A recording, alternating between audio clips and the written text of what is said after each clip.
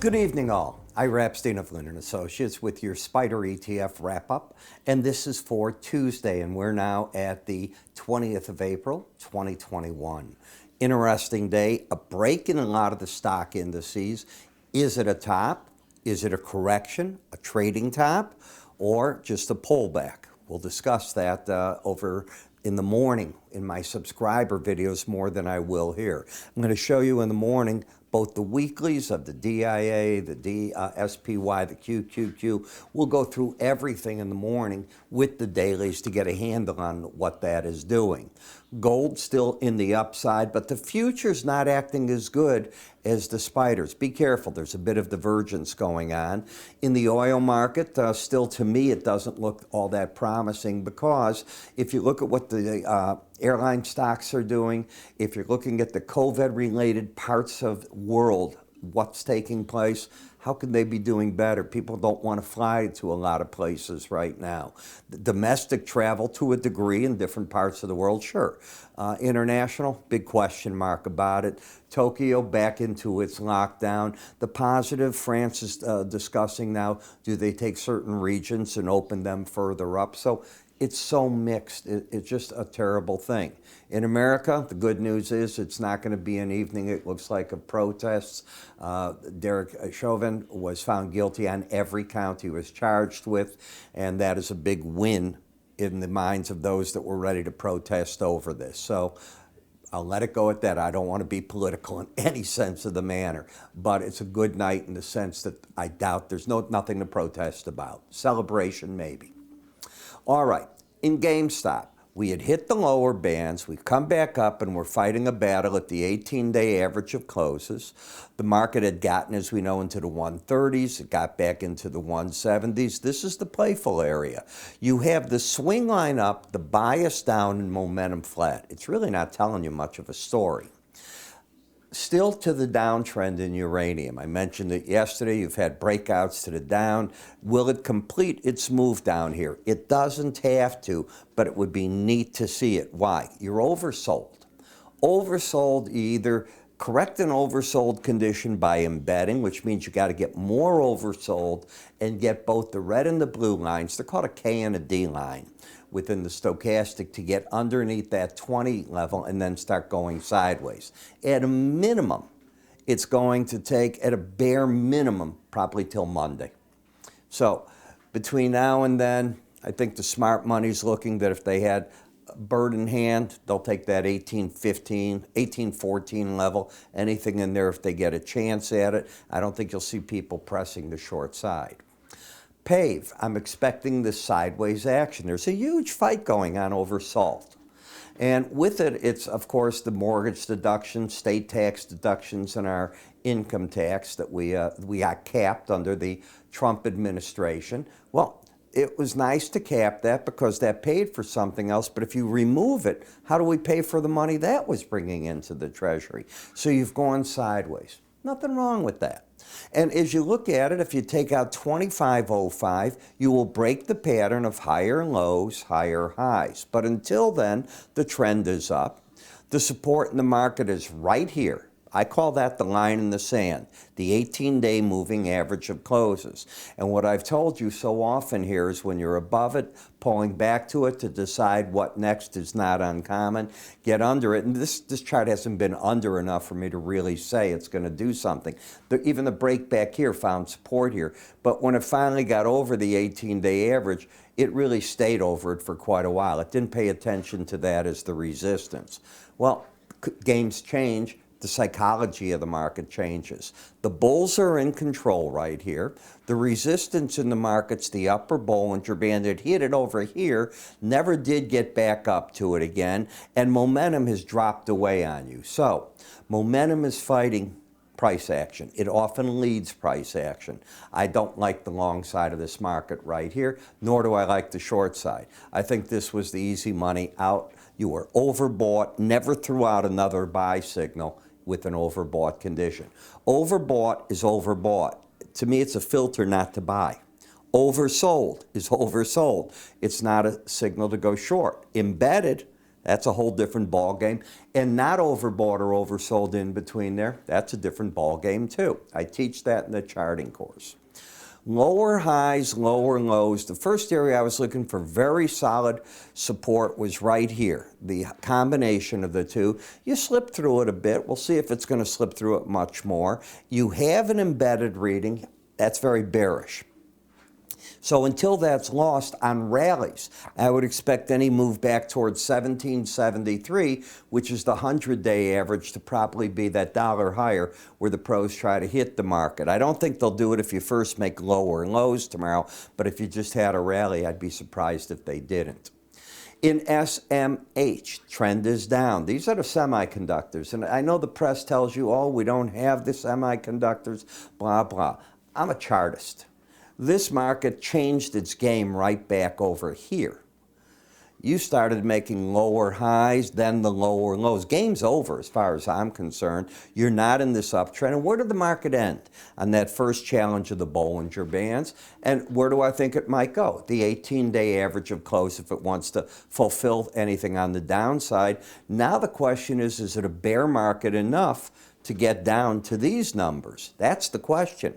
You're not oversold. The resistance, as I see, it's 248.33. The risk is rather hefty at $5 a share. I don't like that on a stock that's only $248. That's a bigger risk than I like.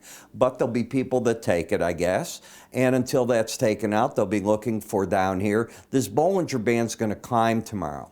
It's moving at the tune of about $3 a day if you take a look at it. Let's figure $2.5, $3 a day. So it's probably going to be up into that 235 area tomorrow comfortably. That's where I think the support comes in the market. XLI is void of trend. You have a higher high, lower low scenario. You lost the embedded reading yesterday. You didn't close under 79. I like that to be the number to let me know it's really lost. But that was your warning. And if you don't get back your embedded reading right away, you got a problem. It never got it back. Boom, you're right into the objective. I cannot tell you how many times I lost making trades for clients, in other words, talking to them, and didn't know the things I now know. I wish I had my youth back. It's just funny. And why? You know, you always say that, but to me it's like reading a roadmap today. I'm so comfortable with it. Doesn't mean I'm right or wrong. I'm comfortable with charts. I remember praying and hoping, please don't go down there. Please, please, please don't do that. Well, if I knew what I knew, I wouldn't have had the prayers, because more times than not, they would have been useless. Lower high, lower low. First challenge of the Bollinger Band. What do I teach? First challenge of a band, I think the pros step away from the market. If it falls, it falls. But if you're playing to stay outside of that and you're playing that it's not going to turn around, good for you, not for me. When I look over at SPY, okay, this index hasn't done any problem with it, okay? It still has the higher lows, higher highs. You haven't even lost the embedded reading. You're probably going to lose it when we reopen in the morning unless the futures are sharply higher, sharply higher. Anything near unchanged in the futures, this is going to lose it. Why do I say that? Well, if you take a look at what it's doing here, it's dropping to the tune now, as you can see, and picking up its momentum, $2 at a shot. That's going to pull it right under that number. In EFA, what did we do? Well, the last break low was 77.44. Today's low, 77.55. That's not the game. The game was up here. You knocked on the door of the upper Bollinger Band. You were embedded. I think the pros took their money off there. And on the close today, I think they cleared out of everything. Why?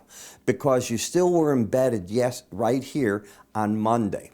You had already taken off, I think they had taken off half their position as a minimum, the way that I teach it. And if you get that red line under 79, I think you get out of everything else. It's 74. It's no question what it did. I think they're gone. And I think that they'll rebuild whatever the position is that they want. GLD, well, son of a gun. This market was up today, not dramatic with the stock market break, but up.